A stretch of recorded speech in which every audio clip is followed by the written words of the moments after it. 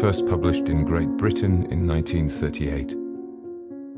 Chapter 1.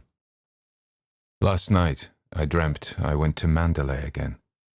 It seemed to me I stood by the iron gate leading to the drive, and for a while I could not enter, for the way was barred to me. There was a padlock and chain upon the gate. I called in my dream to the lodge-keeper, and had no answer, and peering closer through the rusted spokes of the gate, I saw that the lodge was uninhabited. No smoke came from the chimney, and the little lattice windows gaped forlorn. Then, like all dreamers, I was possessed of a sudden with supernatural powers, and passed like a spirit through the barrier before me. The drive wound away in front of me, twisting and turning, as it had always done. But as I advanced, I was aware that a change had come upon it. It was narrow and unkempt, not the drive that we had known. At first I was puzzled and did not understand, and it was only when I bent my head to avoid the low swinging branch of a tree that I realized what had happened. Nature had come into her own again, and little by little, in her stealthy, insidious way, had encroached upon the drive with long, tenacious fingers. The woods, always a menace even in the past, had triumphed in the end. They crowded, dark and uncontrolled, to the borders of the drive. The beeches, with white, naked limbs, leant close to one another, their branches intermingled in a strange embrace, making a vault above my head like the archway of a church.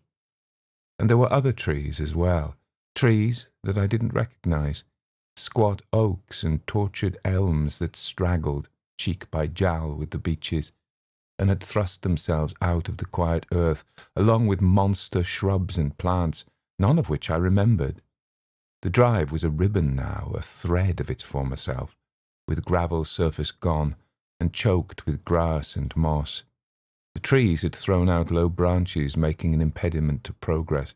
The gnarled roots looked like skeleton claws.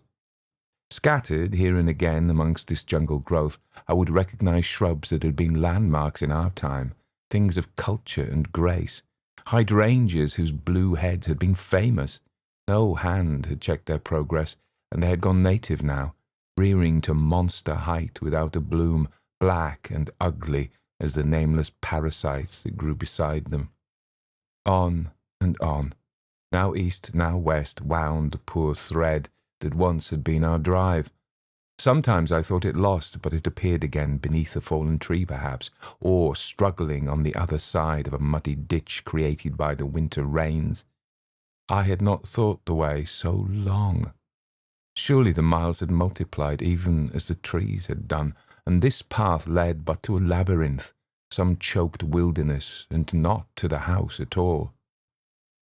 I came upon it suddenly, the approach masked by the unnatural growth of a vast shrub that spread in all directions, and I stood, my heart thumping in my breast, the strange prick of tears behind my eyes.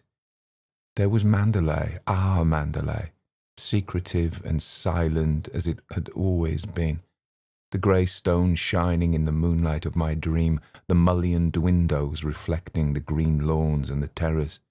Time could not wreck the perfect symmetry of those walls, nor the site itself a jewel in the hollow of a hand. The terrace sloped to the lawns, and the lawns stretched to the sea, and turning I could see the sheet of silver placid under the moon, like a lake undisturbed by wind or storm. No waves would come to ruffle this dream water, and no bulk of cloud, wind-driven from the west, obscure the clarity of this pale sky. I turned again to the house, and though it stood inviolate, untouched, as though we ourselves had left but yesterday, I saw that the garden had obeyed the jungle law, even as the woods had done. The rhododendrons stood 50 feet high, twisted and entwined with bracken, and they had entered into an alien marriage with the host of nameless shrubs, poor bastard things that clung about their roots as though conscious of their spurious origin. A lilac had mated with the copper beech, and to bind them yet more closely to one another, the malevolent ivy, always an enemy to Grace, had thrown her tendrils about the pair and made them prisoners. Ivy held prior place in this lost garden. The long strands crept across the lawns and soon would encroach upon the house itself. There was another plant, too, some half-breed from the woods, whose seed had been scattered long ago beneath the trees, and then forgotten, and now, marching in unison with the ivy, thrust its ugly form like a giant rhubarb towards the soft grass where the daffodils had blown. Nettles were everywhere, the vanguard of the army. They choked the terrace, they sprawled about the paths, they leant vulgar and lanky against the very windows of the house. They made indifferent sentinels, for in many places their ranks had been broken by the rhubarb plant, and they lay, with crumpled heads and listless stems, making a pathway for the rabbits. I left the drive and went on to the terrace, for the nettles were no barrier to me, a dreamer. I walked enchanted, and nothing held me back. Moonlight can play odd tricks upon the fancy, even upon a dreamer's fancy. As I stood there, hushed and still, I could swear that the house was not an empty shell, but lived and breathed as it had lived before. Light came from the windows. The curtains blew softly in the night air, and there, in the library, the door would stand half open as we had left it, with my handkerchief on the table beside the bowl of autumn roses. The room would bear witness to our presence. The little heap of library books marked ready to return, and the discarded copy of the Times, ashtrays with the stub of a cigarette, cushions with the imprint of our heads upon them, lolling in the chairs, the charred embers of our log fire still smouldering against the morning, and Jasper, dear Jasper, with his soulful eyes and great sagging jowl, would be stretched upon the floor, his tail a thump when he heard his master's footsteps. A cloud, hitherto unseen, came upon the moon, and hovered an instant like a dark hand before a face. The illusion went with it, and the lights in the windows were extinguished. I looked upon a desolate shell, soulless at last, unhaunted, with no whisper of the past about its staring walls. The house was a sepulchre. Our fear and suffering lay buried in the ruins. There would be no resurrection. When I thought of Mandalay in my waking hours, I would not be bitter. I should think of it as it might have been, could I have lived there without fear. I should remember the rose garden in summer, and the birds that sang at dawn, tea under the chestnut tree, and the murmur of the sea coming up to us from the lawns below. I would think of the blown lilac and the happy valley. These things, permanent, they could not be dissolved. They were memories that cannot hurt. All this I resolved in my dream, while the clouds lay across the face of the moon. For, like most sleepers, I knew that I dreamed. In reality, I lay many 100 miles away in an alien land, and would wake before many seconds had passed in the bare little hotel bedroom, comforting in its very lack of atmosphere.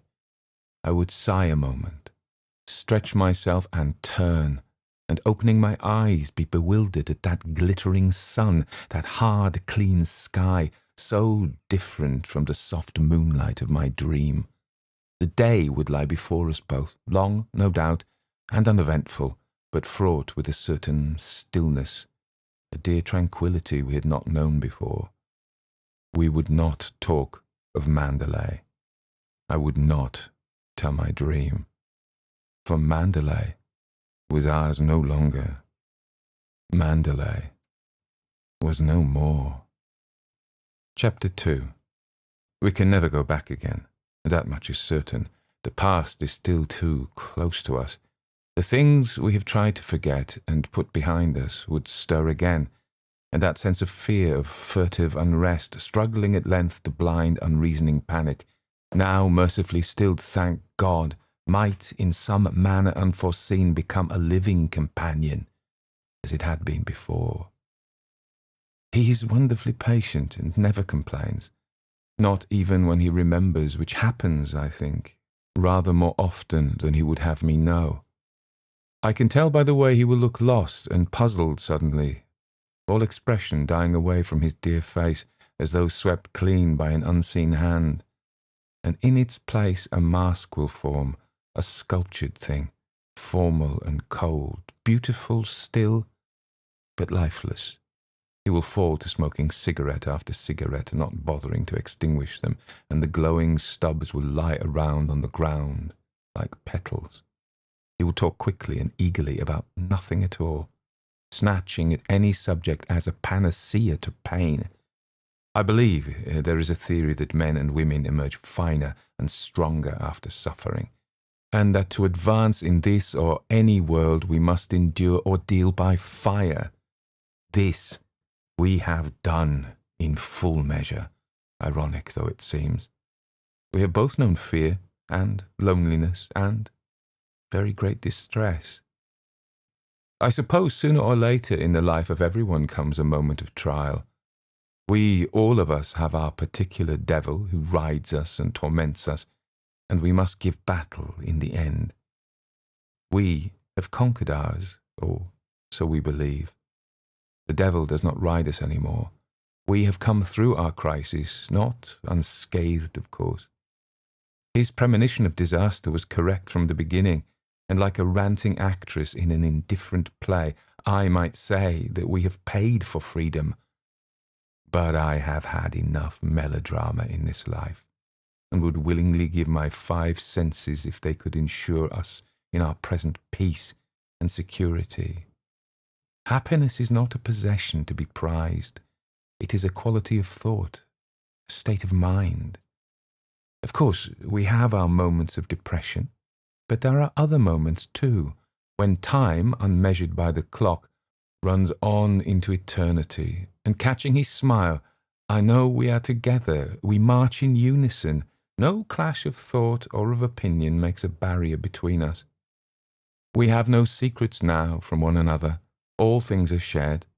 Granted that our little hotel is dull and the food indifferent, and that day after day dawns very much the same, yet we would not have it otherwise. We should meet too many of the people he knows in any of the big hotels. We both appreciate simplicity, and we are sometimes bored. Well, boredom is a pleasing antidote to fear. We live very much by routine, and I have developed a genius for reading aloud. The only time I have known him show impatience is when the postman lags, for it means we must wait another day before the arrival of our English mail. We have tried wireless, but the noise is such an irritant, and we prefer to store up our excitement. The result of a cricket match played many days ago means much to us. Oh, the test matches that have saved us from ennui, the boxing bouts, even the billiard scores, finals of schoolboys' sports, dog racing, strange little competitions in the remoter counties, all these are grist to our hungry mill. Sometimes old copies of The Field come my way, and I'm transported from this indifferent island to the realities of an English spring. I read of chalk streams, of the mayfly, of sorrel growing in green meadows, of rooks circling above the woods, as they used to do at Mandalay. The smell of wet earth comes to me from those thumbed and tattered pages, the sour tang of moorland peat, the feel of soggy moss spattered white in places by a heron's droppings. Once there was an article on wood pigeons, and as I read it aloud, it seemed to me that once again I was in the deep woods at Mandalay, with pigeons fluttering above my head. I heard their soft, complacent call, so comfortable and cool on a hot summer's afternoon, and there would be no disturbing of their peace until Jasper came loping through the undergrowth to find me, his damp muzzle questing the ground. Like old ladies caught at their ablutions, the pigeons would flutter from their hiding place, shocked into silly agitation, and making a monstrous to-do with their wings, streak away from us above the treetops, and so out of sight and sound. When they were gone, a new silence would come upon the place, and I, uneasy for no known reason, would realize that the sun no longer wove a pattern on the rustling leaves, that the branches had grown darker, the shadows longer, and back at the house there would be fresh raspberries for tea. I would rise from my bed of bracken then, shaking the feathery dust of last year's leaves from my skirt, and whistling to Jasper set off towards the house, despising myself even as I walked for my hurrying feet, my one swift glance behind. How strange that an article on wood pigeons could so recall the past and make me falter as I read aloud. It was the grey look on his face that made me stop abruptly and turn the pages until I found a paragraph on cricket, very practical and dull, Middlesex batting on a dry wicket at the Oval and piling up interminable dreary runs. How I blessed those solid flannelled figures, for in a few minutes his face had settled back into repose, the colour had returned, and he was deriding the Surrey bowling in healthy irritation. We were saved a retreat into the past, and I had learned my lesson. Read English news, yes, and English sport, politics and pomposity, but in future keep the things that hurt to myself alone.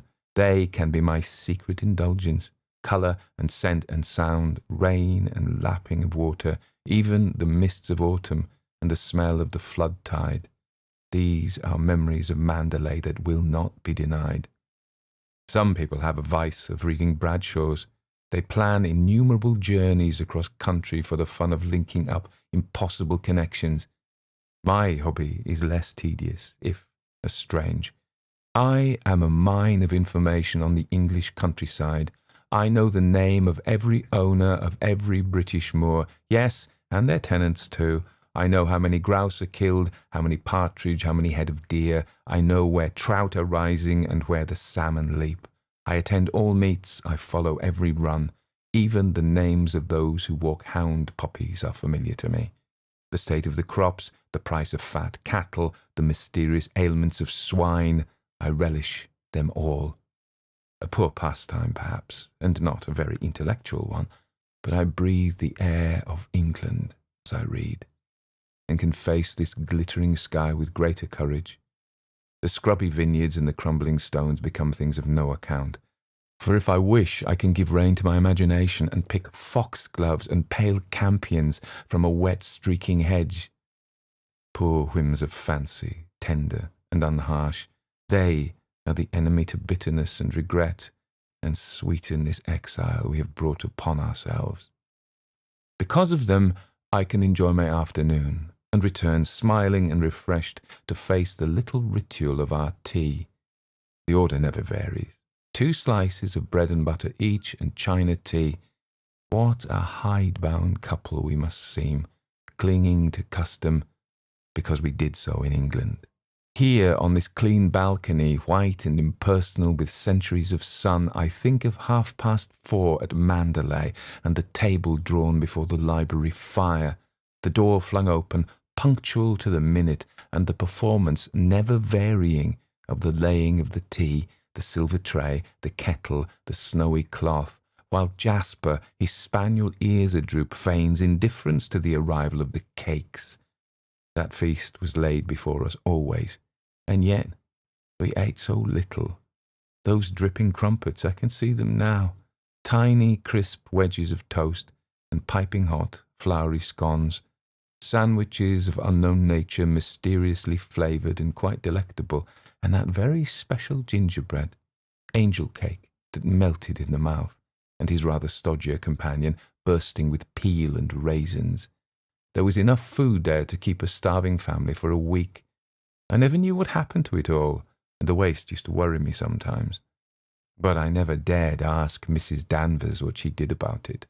She would have looked at me in scorn, smiling that freezing, superior smile of hers, and I can imagine her saying, "There were never any complaints when Mrs. De Winter was alive." Mrs. Danvers. I wonder what she's doing now. She and Fable. I think it was the expression on her face that gave me my first feeling of unrest.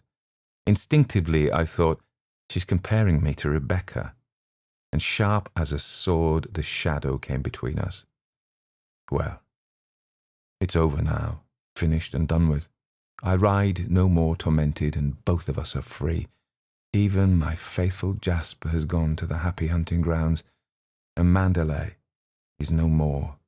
It lies like an empty shell amidst the tangle of the deep woods, even as I saw it in my dream. A multitude of weeds, a colony of birds. Sometimes, perhaps, a tramp will wander there, seeking shelter from a sudden shower of rain, and if he is stout-hearted, he may walk there with impunity. But your timid fellow, your nervous poacher, the woods of Mandalay are not for him. He might stumble upon the little cottage in the cove, and he would not be happy beneath its tumbled roof, the thin rain beating a tattoo. There might linger there still a certain atmosphere of stress. That corner in the drive, too, where the trees encroach upon the gravel, is not a place in which to pause, not after the sun has set. When the leaves rustle, they sound very much like the stealthy movement of a woman in evening dress, and when they shiver suddenly and fall and scatter away along the ground, they might be the patter-patter of a woman's hurrying footstep, and the mark in the gravel, the imprint of a high-heeled satin shoe. It's when I remember these things that I return with relief to the prospect from our balcony. No shadows steal upon this hard glare. The stony vineyards shimmer in the sun, and the bougainvillea is white with dust. I may one day look upon it with affection. At the moment it inspires me, if not with love, at least with confidence. And confidence is a quality I prize, although it has come to me a little late in the day. I suppose it is his dependence upon me that has made me bold at last. At any rate, I have lost my diffidence, my timidity, my shyness with strangers. I am very different from that self who drove to Mandalay for the first time, hopeful and eager, handicapped by a rather desperate gaucherie, and filled with an intense desire to please. It was my lack of poise, of course, that made such a bad impression on people like Mrs. Danvers. What must I have seemed like after Rebecca? I can see myself now, memory spanning the years like a bridge, with straight bobbed hair and youthful and powdered face, dressed in an ill-fitting coat and skirt and a jumper of my own creation, trailing in the wake of Mrs. Van Hopper like a shy, uneasy colt. She would precede me into lunch, her short body ill-balanced upon tottering high heels, her fussy, frilly blouse a compliment to her large bosom and swinging hips. Her new hat, pierced with a monster quill, aslant upon her head, exposing a wide expanse of forehead, bare as a schoolboy's knee. One hand carried a gigantic bag, the kind that holds passports, engagement diaries, and bridge scores, while the other hand toyed with that inevitable lorgnette, the enemy to other people's privacy. She would make for her usual table in the corner of the restaurant, close to the window, and lifting her lorgnette to her small pig's eyes, survey the scene to the right and left of her. Then she would let the lorgnette fall at length upon its black ribbon and utter a little exclamation of disgust. "Not a single well-known personality. I shall tell the management they must make a reduction on my bill. What do they think I come here for, to look at page boys?" And she would summon the waiter to her side, her voice sharp and staccato, cutting the air like a saw.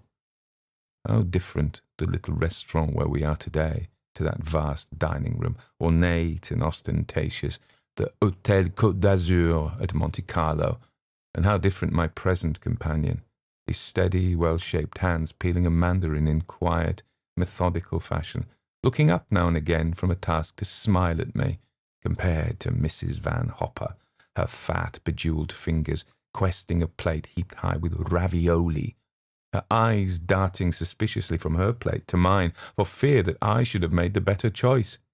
She need not have disturbed herself, for the waiter, with the uncanny swiftness of his kind, had long sensed my position as inferior and subservient to hers, and had placed before me a plate of ham and tongue that somebody had sent back to the cold buffet half an hour before as badly carved.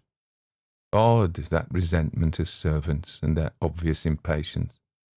I remember staying once with Mrs. Van Hoppe in a country house, and the maid never answered my timid bell or brought up my shoes, and early morning tea, stone cold, was dumped outside my bedroom door. It was the same at the Côte d'Azur, though to a lesser degree, and sometimes the studied indifference turned to familiarity, smirking and offensive, which made buying stamps from the reception clerk an ordeal I would avoid. How young and inexperienced I must have seemed, and how I felt it too. One was too sensitive, too raw. There were thorns and pinpricks in so many words that in reality fell lightly on the air. I remember well that plate of ham and tongue. It was dry, unappetizing, cut in a wedge from the outside, but I had not the courage to refuse it. We ate in silence, for Mrs. Van Hoppe liked to concentrate on food, and I could tell by the way the sauce ran down her chin that her dish of ravioli pleased her. It was not a sight that engendered into me great appetite for my own cold choice, and looking away from her, I saw that the table next to ours, left vacant for 3 days, was to be occupied once more. The maître d'hôtel, with the particular bow reserved for his more special patrons, was ushering the new arrival to his place. Mrs. Van Hoppe put down her fork and reached for her lorgnette. I blushed for her while she stared, and the newcomer, unconscious of her interest, cast a wandering eye over the menu. Then Mrs. Van Hoppe folded her lorgnette with a snap and leant across the table to me, her small eyes bright with excitement, her voice a shade too loud. "It's Max de Winter," she said, "the man who owns Mandalay. You've heard of it, of course. He looks ill, doesn't he? They say he can't get over his wife's death." Chapter 3. I wonder what my life would be today if Mrs. Van Hoppe had not been a snob. Funny to think that the course of my existence hung like a thread upon that quality of hers. Her curiosity was a disease, almost a mania. At first I had been shocked, wretchedly embarrassed. I would feel like a whipping boy who must bear his master's pains when I watched people laugh behind her back, leave a room hurriedly upon her entrance, or even vanish behind a service door on the corridor upstairs. For many years now, she had come to the Hotel Côte d'Azur, and apart from bridge, her one pastime, which was notorious by now in Monte Carlo, was to claim visitors of distinction as her friends, had she but seen them once at the other end of the post office. Somehow she would manage to introduce herself, and before her victim had scented danger, she had proffered an invitation to her suite. Her method of attack was so downright and sudden that there was seldom opportunity to escape. At the Côte d'Azur, she staked a claim upon a certain sofa in the lounge, midway between the reception hall and the passage to the restaurant, and she would have her coffee there after luncheon and dinner, and all who came and went must pass her by. Sometimes she would employ me as a bait to draw her prey, and hating my errand, I would be sent across the lounge with a verbal message, the loan of a book or paper, the address of some shop or other, the sudden discovery of a mutual friend. It seemed as though notables must be fed to her much as invalids are spooned to their jelly, and though titles were preferred by her, any face once seen in a social paper served as well. Names scattered in a gossip column, authors, artists, actors, and their kind, even the mediocre ones, as long as she had learnt of them in print. I can see her as though it were but yesterday on that unforgettable afternoon, never mind how many years ago, when she sat at her favourite sofa in the lounge debating her method of attack. I could tell by her abrupt manner and the way she tapped her lorgnette against her teeth that she was questing possibilities. I knew, too, when she had missed the suite and rushed through dessert, that she had wished to finish luncheon before the new arrival, and so install herself where he must pass. Suddenly she turned to me, her small eyes alight. "Go upstairs quickly and find that letter from my nephew. You remember, the one written on his honeymoon with the snapshot. Bring it down to me right away." I saw then that her plans were formed, and the nephew was to be the means of introduction. Not for the first time I resented the part that I must play in her schemes. Like a juggler's assistant, I produced the props, then silent and attentive, I waited on my cue. This newcomer would not welcome intrusion, I felt certain of that. In the little I had learnt of him at luncheon, a smattering of hearsay garnered by her 10 months ago from the daily papers and stored in her memory for future use, I could imagine, in spite of my youth and inexperience of the world, that he would resent this sudden bursting in upon his solitude. Why he should have chosen to come to the Côte d'Azur at Monte Carlo was not our concern. His problems were his own, and anyone but Mrs. Van Hopper would have understood. Tact was a quality unknown to her, discretion too, and because gossip was the breath of life to her, this stranger must be served for her dissection. I found the letter in a pigeonhole in her desk, and hesitated a moment before going down again to the lounge. It seemed to me, rather senselessly, that I was allowing him a few more moments of seclusion. I wished I had the courage to go by the service staircase and so by roundabout way to the restaurant and there warn him of the ambush. Convention was too strong for me, though, nor did I know how I should frame my sentence. There was nothing for it but to sit in my usual place beside Mrs. Van Hopper while she, like a large, complacent spider, spun her wide net of tedium about the stranger's person. I had been longer than I thought, for when I returned to the lounge, I saw he had already left the dining room, and she, fearful of losing him, had not waited for the letter, but had risked a bare-faced introduction of her own. He was even now sitting beside her on the sofa. I walked across to them and gave her the letter without a word. He rose to his feet at once, while Mrs. Van Hopper, flushed with her success, waved a vague hand in my direction and mumbled my name. "Mr. De Winter is having coffee with us.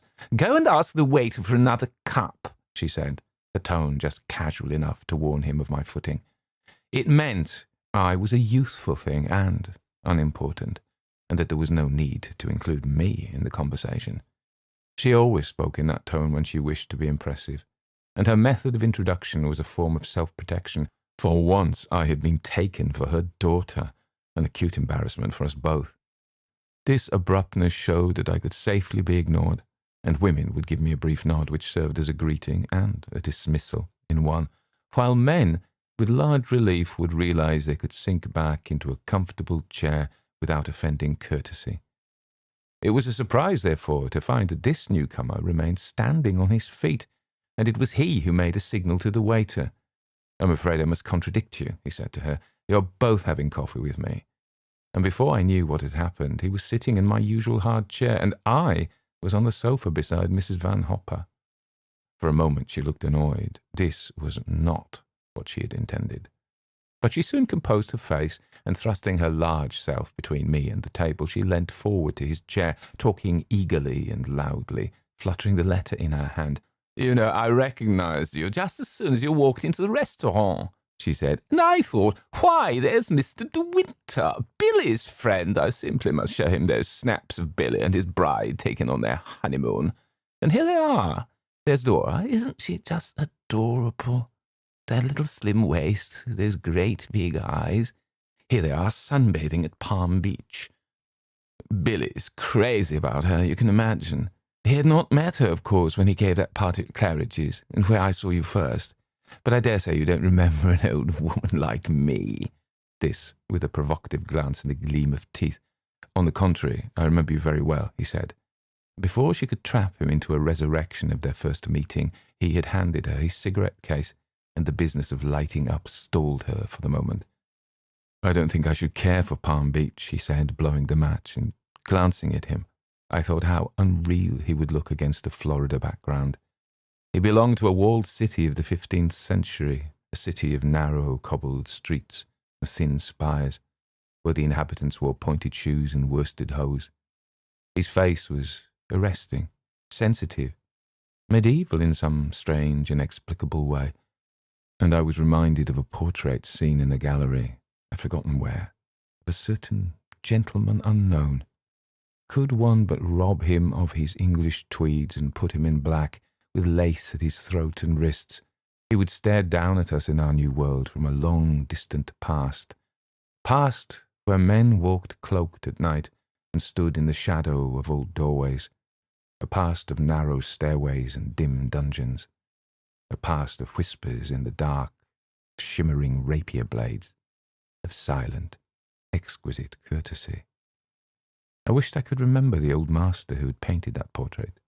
It stood in a corner of the gallery, and the eyes followed one from the dusky frame.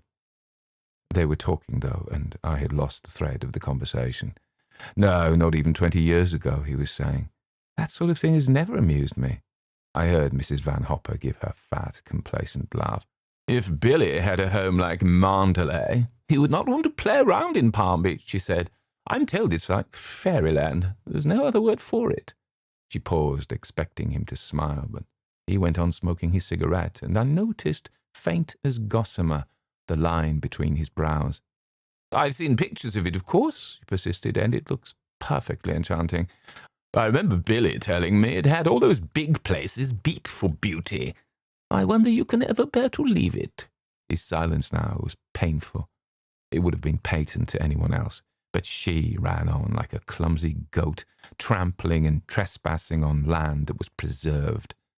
And I felt colour flood to my face, dragged with her as I was into humiliation. Of course you Englishmen are all the same about your home, she said, her voice becoming louder and louder. You depreciate them so as not to seem proud. Isn't there a minstrel's gallery at Mandalay and some very valuable portraits? She turned to me by way of explanation. Mr. Winter is so modest he won't admit to it, but I believe that lovely home of his has been in his family's possession since the Conquest. They say that minstrel's gallery is a gem. I suppose your ancestors often entertained royalty at Mandalay, Mrs. de Winter, eh? This was more than I had hitherto endured even from her, but the swift lash of his reply was unexpected. Not since Ethelred, he said, the one who was called Unready. In fact, it was while staying with my family that the name was given to him. He was invariably late for dinner. She deserved it, of course, and I waited for her change of face, but incredible as it may seem, his words were lost on her, and I was left to writhe in her stead, feeling like a child that had been smacked. Is that really so? She blundered. I had no idea. My history is very shaky, and the kings of England always muddled me. How interesting, though. I must write and tell my daughter. She's a great scholar. There was a pause, and I felt the colour flood into my face. I was too young, that was the trouble. Had I been older, I would have caught his eye and smiled, her unbelievable behaviour making a bond between us. But, as it was, I was stricken into shame and endured one of the frequent agonies of youth. I think he realised my distress, for he leant forward in his chair and spoke to me, his voice gentle, asking if I would have more coffee. And when I refused and shook my head, I felt his eyes were still on me, puzzled, reflective. He was pondering my exact relationship to her and wondering whether he must bracket us together in futility. What do you think of Monte Carlo? Oh, don't you think of it at all, he said. This, including of me in the conversation, found me at my worst, the raw ex-schoolgirl, red-elbowed and lanky-haired, and I said something obvious and idiotic about the place being artificial. But before I could finish my halting sentence, Mrs. Van Hopper interrupted. She's spoilt, Mrs. de Winter, that's her trouble. Most girls would give their eyes for the chance of seeing Monty. Wouldn't that rather defeat the purpose? He said, smiling. She shrugged her shoulders, blowing a great cloud of cigarette smoke into the air. I don't think she understood him for a moment. I'm faithful to Monty, she told them. The English winter gets me down, and my constitution just won't stand it. What brings you here? You're not one of the regulars. Are you going to play chamois, or have you brought your golf clubs? I haven't made up my mind, he said. I came away in rather a hurry. His own words must have jolted the memory, for his face clouded again, and he frowned very slightly. She babbled on, impervious. Of course you miss the fogs at Mandalay. It's quite another matter. The West Country must be delightful in the spring. He reached for the ashtray, squashing his cigarette, and I noticed the subtle change in his eyes, the indefinable something that lingered there momentarily, and I felt I had looked upon something personal to himself with which I had no concern. Yes, he said, Mandalay was looking at its best. A silence fell upon us during a moment or two, a silence that brought something of discomfort in its train. And stealing a glance at him, I was reminded more than ever of my gentleman unknown, who, cloaked and secret, walked a corridor by night. Mrs. Van Hopper's voice pierced my dream like an electric bell. "I suppose you know a crowd of people here, though I must say Monty is very dull this winter. One sees so few well-known faces. The Duke of Middlesex is here in his yacht, but I haven't been aboard yet." She never had, to my knowledge. "You know Nell Middlesex, of course," she went on. "What a charmer she is. They always say that the second child isn't his, but I don't believe it. People will say anything, won't they, when a woman is attractive? And she is so very lovely. Tell me, is it true the Caxton Hislop marriage is not a success?" She ran on through a tangled fringe of gossip, never seeing that these names were alien to him. They meant nothing, and that as she prattled unaware, he grew colder and more silent. Never for a moment did he interrupt or glance at his watch. It was as though he had set himself a standard of behaviour since the original lapse when he had made a fool of her in front of me, and clung to it grimly rather than offend again. It was a page boy, in the end, who released him, with the news that a dressmaker awaited Mrs. Van Hopper in the suite. He got up at once, pushing back his chair. "Don't let me keep you," he said. "Fashions change so quickly nowadays. They may even have altered by the time you get upstairs." The sting did not touch her. She accepted it as a pleasantry.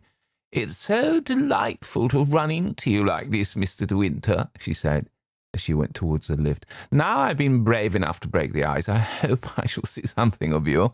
You must come and have a drink sometime in the suite. I may have one or two people coming in tomorrow evening. Why not join us?" I turned away so that I should not watch him search for an excuse. "I am so sorry," he said. "Tomorrow I'm probably driving to Sospel. I'm not sure when I shall get back." Reluctantly she left it, but we still hovered at the entrance to the lift.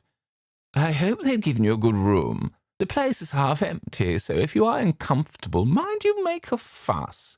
Your valet has unpacked for you, I suppose?" This familiarity was excessive even for her, and I caught a glimpse of his expression. "I don't possess one," he said quietly. "Perhaps you would like to do it for me." This time his shaft had found its mark, for she reddened and laughed a little awkwardly. "Why, I hardly think," she began, and then, suddenly and unbelievably, she turned upon me. "Perhaps you could make yourself useful to Mr. De Winter, if he wants anything done. You're a capable child in many ways."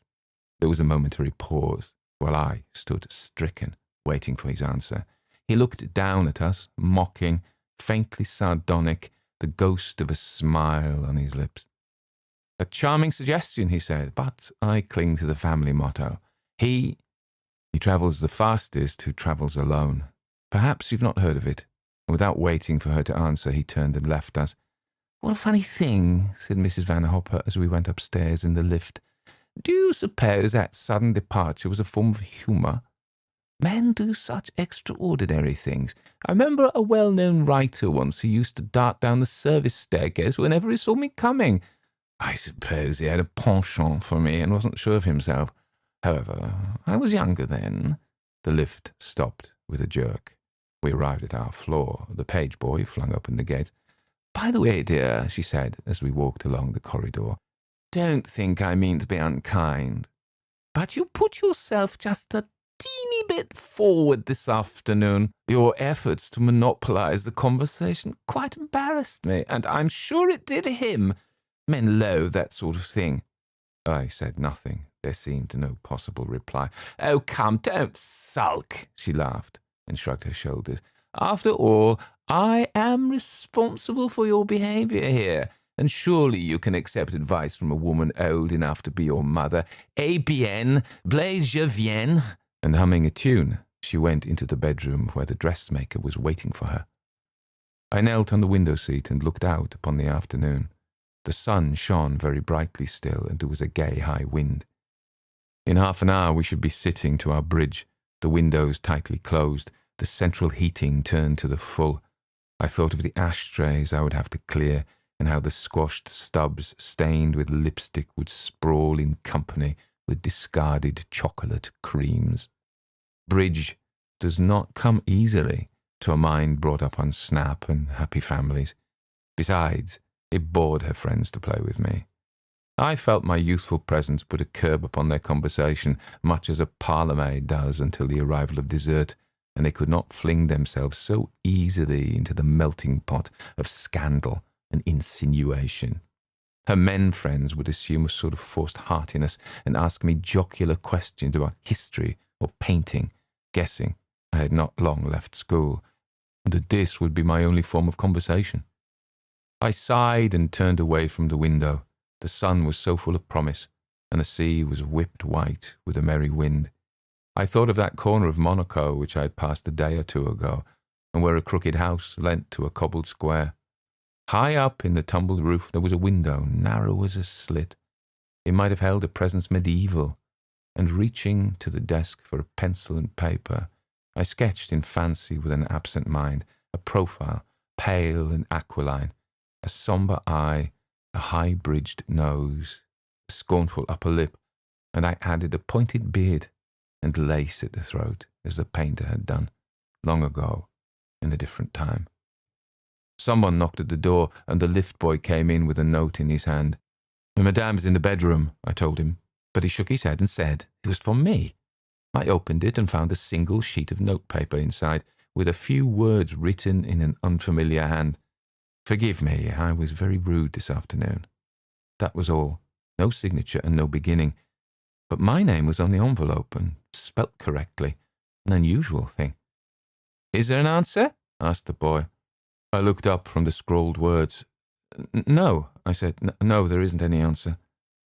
When he had gone, I put the note away in my pocket and turned once more to my pencil drawing, but for no known reason it did not please me any more. The face was stiff and lifeless, and the lace collar and the beard were like props in a charade. Chapter 4. The morning after the bridge party, Mrs. Van Hopper woke with a sore throat and a temperature of 102. I rang up her doctor, who came round at once and diagnosed the usual influenza.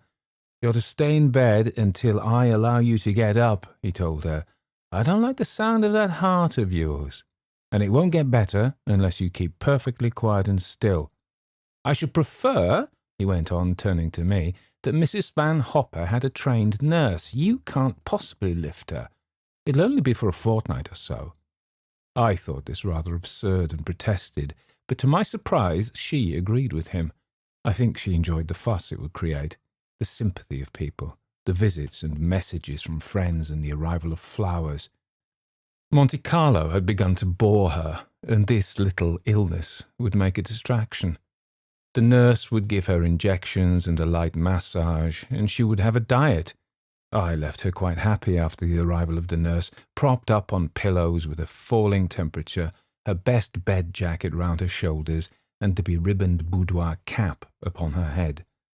Rather ashamed of my light heart, I telephoned her friends, putting off the small party she had arranged for the evening, and went down to the restaurant for lunch, a good half an hour before our usual time.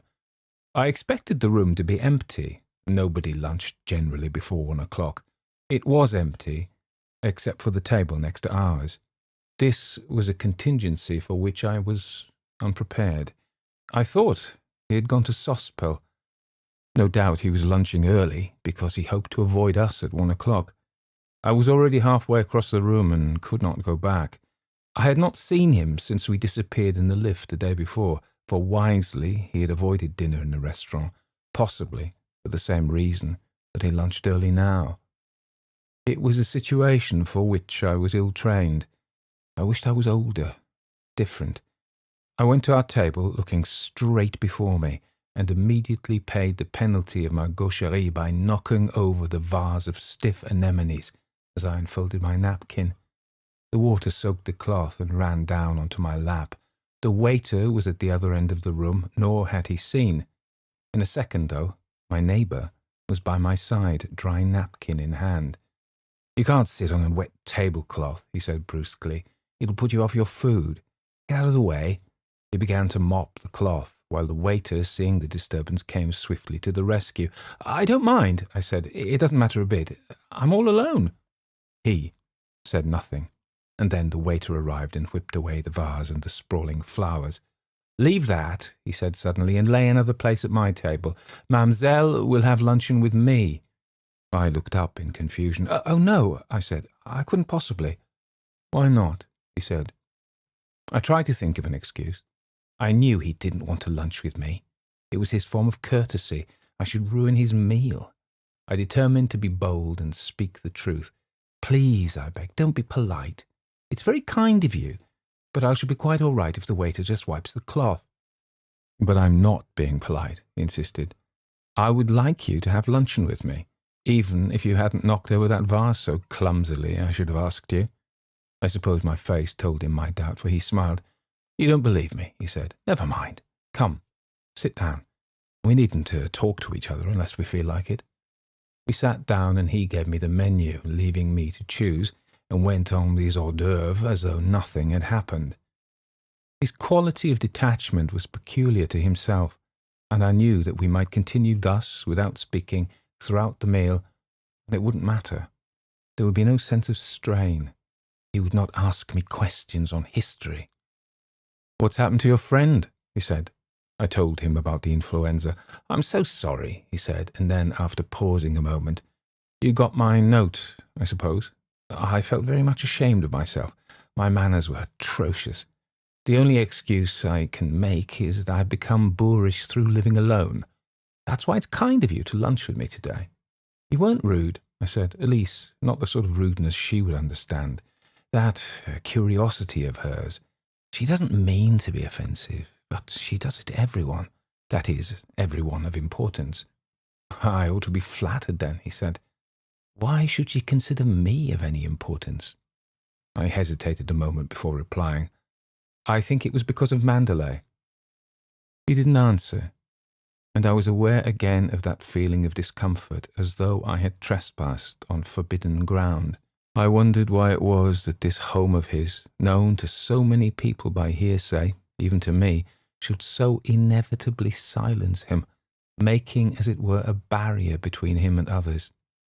We ate for a while without talking, and I thought of a picture postcard I bought once at a village shop when on holiday as a child in the West Country. It was the painting of a house, crudely done, of course, and highly coloured, but even those faults could not destroy the symmetry of the building. The wide stone steps before the terrace, the green lawns stretching to the sea. I paid twopence for the painting, half my weekly pocket money, and then asked the wrinkled shopwoman what it was meant to be. She looked astonished at my ignorance. "That's Manderley," she said, and I remember coming out of the shop feeling rebuffed, yet hardly wiser than before. Perhaps it was the memory of this postcard, lost long ago in some forgotten book, that made me sympathise with his defensive attitude. He resented Mrs. Van Hopper and her like with their intruding questions. Maybe there was something inviolate about Mandalay that made it a place apart. It would not bear discussion. I could imagine her tramping through the rooms, perhaps paying sixpence for admission, ripping the quietude with her sharp staccato laugh. Our minds must have run in the same channel, for he began to talk about her. "Your friend," he began. "She's very much older than you.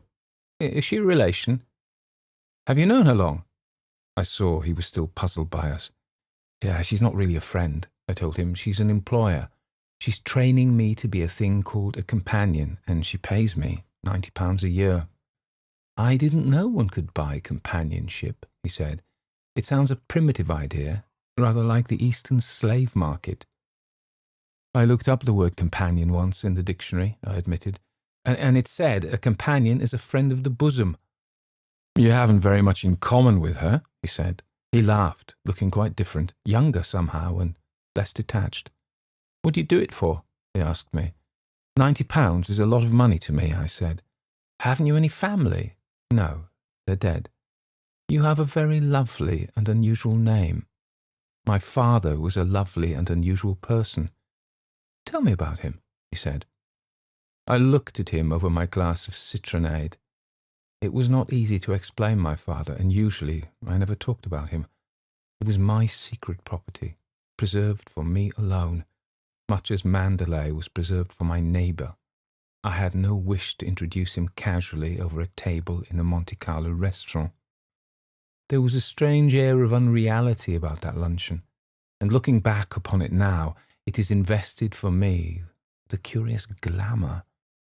There was I, so much of a schoolgirl still, who only the day before had sat with Mrs. Van Hopper, prim, silent, and subdued, and 24 hours afterwards my family history was mine no longer. I shared it with a man I did not know. For some reason I felt impelled to speak, because his eyes followed me in sympathy like the gentleman unknown.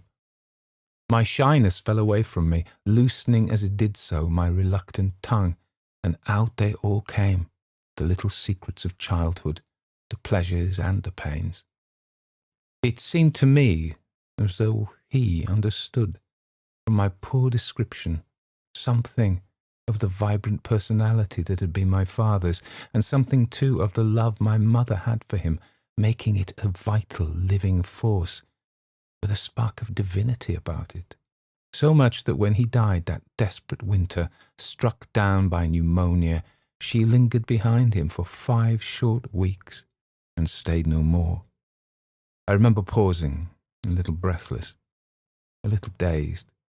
The restaurant was now filled with people who chatted and laughed to an orchestral background and a clatter of plates. And glancing at the clock above the door, I saw that it was 2 o'clock. We had been sitting there an hour and a half, and the conversation had been mine alone. I tumbled down into reality, hot-handed and self-conscious, with my face aflame, and began to stammer my apologies. He wouldn't listen to me. "I told you at the beginning of lunch you had a lovely and unusual name," he said. "I shall go further, if you'll forgive me, and say that it becomes you as well as it became your father. I've enjoyed this hour with you more than I have enjoyed anything for a very long time. You've taken me out of myself, out of despondency and introspection, both of which have been my devils for a year." I looked at him and believed he spoke the truth. He seemed less fettered than he had been before, more modern, more human. He was not hemmed in by shadows. "You know," he said, "we've got a bond in common, you and I. We're both alone in the world. Oh, got a sister, though we don't see much of each other, and an ancient grandmother whom I pay duty visits to 3 times a year. But neither of them make for companionship. I shall have to congratulate Mrs. Van Hopper. You're cheap at £90 a year. You forget," I said, "you have a home, and I have none." The moment I spoke, I regretted my words, for the secret, inscrutable look came back in his eyes again, and once again I suffered the intolerable discomfort that floods back to one after a lack of tact. He bent his head to light a cigarette and did not reply immediately. "An empty house can be as lonely as a full hotel," he said at length. "The trouble is that it is less impersonal." He hesitated, and for a moment I thought he was going to talk of Mandalay at last, but something held him back, some phobia that struggled to the surface of his mind and won supremacy, for he blew out his match and his flash of confidence at the same time. "So the friend of the bosom has a holiday," he said, on a level plane again, an easy camaraderie between us. "What does she propose to do with it?" I thought of the cobbled square in Monaco and the house with the narrow window. I could be off there by 3 o'clock with my sketchbook and pencil, and I told him as much, a little shyly perhaps, like all untalented persons with a pet hobby. "I'll drive you there in the car," he said, and wouldn't listen to protests. I remembered Mrs. Van Hopper's warning of the night before about putting myself forward, and was embarrassed that he might think my talk of Monaco was a subterfuge to win a lift. It was so blatantly the type of thing that she would do herself, and I didn't want him to bracket us together. I had already risen in importance from my lunch with him, for as we got up from the table, the little maître d'hôtel rushed forward to pull away my chair. He bowed and smiled, a total change from his usual attitude of indifference, picked up my handkerchief that had fallen on the floor, and hoped Mademoiselle had enjoyed her lunch. Even the page boy by the swing doors glanced at me with respect. My companion accepted it as natural, of course. He knew nothing of the ill-carved ham of yesterday. I found the change depressing. It made me despise myself. I remembered my father and his scorn of superficial snobbery. "What are you thinking about?" We were walking along the corridor to the lounge, and looking up I saw his eyes fixed on me in curiosity. "Has something annoyed you?" he said.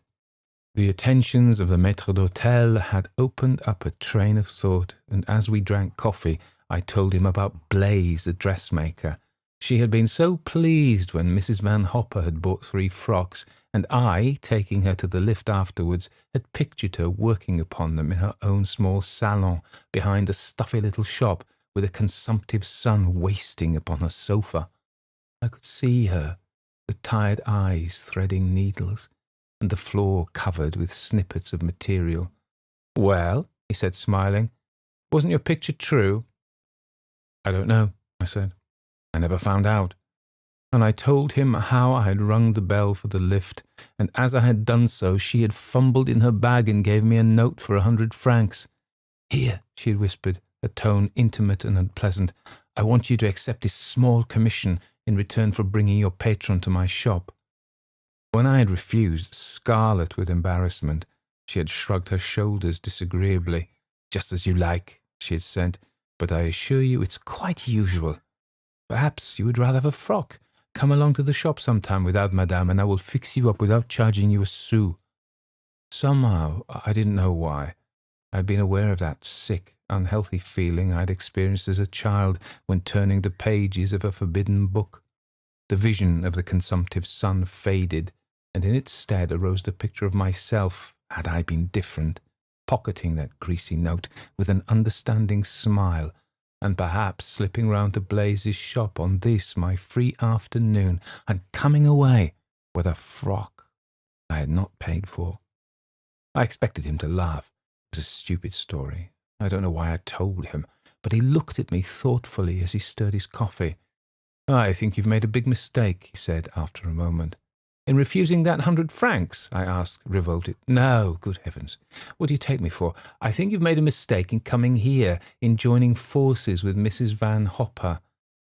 You're not made for that sort of job. You're too young for one thing, and too soft. Blaise and her commission, that's nothing, the first of many similar incidents from other Blaises. You'll either have to give in and become a sort of Blaise yourself, or stay as you are and be broken. Who suggested you took on this thing in the first place?" It seemed natural for him to question me, nor did I mind. It was as though we had known one another for a long time and had met again after a lapse of years. "Have you ever thought about the future?" he asked me, "and what this sort of thing will lead to? Supposing Mrs. Van Hopper gets tired of her friend of the bosom, what then?" I smiled and told him that I didn't mind very much. There would be other Mrs. Van Hoppers, and I was young and confident and strong. To keep listening to this audiobook, I've left you a link in the description so you can do it, at no cost thanks to Audible's 30-day free trial.